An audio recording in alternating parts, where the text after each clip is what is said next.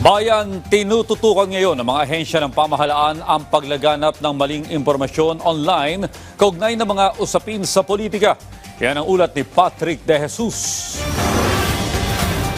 Mahigpit ang pagbabantay na ginagawa ngayon sa cyberspace sa gitna ng umiinit na issue sa politika. Sa panig ng Armed Forces of the Philippines, tinututukan ang mga maling impormasyon na maaaring makompromiso ang pambansang seguridad. Malaking challenge na hinaharap natin ngayon, and the best recourse that we have for that is to put the truth out there.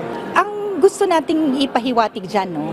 Kapag ka merong anything that entails for us to act upon, we will act on it.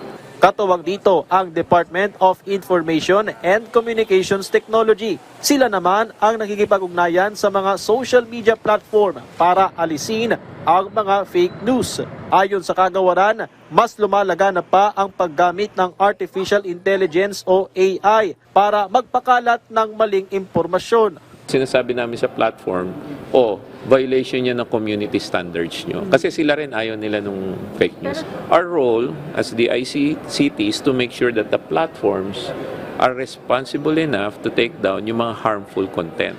So pag na-flag namin na harmful content yan, they take it down.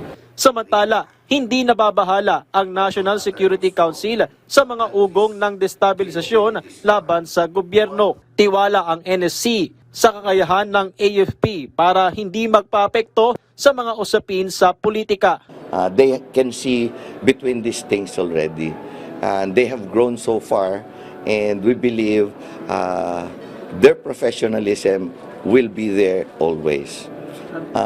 The NSC monitors the events, so it is always a priority, a concern. But as I've said, it has not gone to the level that we have to be alarmed. Patuloy naman ang investigasyon ng AFP sa listahan ng mga personalidad na umano'y nasa likod ng destabilisasyon. Muling iginiit ng AFP na sineseryoso nila ang ulat, lalo't kabilang sa idinadawit dito ang isang aktibong sundalo. Ito yung tututukan natin ng pansin, no? Kung ano po ang role talaga na part man siya kung sakali man, at kung ano ang sanctions. But as we have said, no, we will not be sitting on this. Patrick De Jesus para sa Pambansang TV sa Bagong Pilipinas.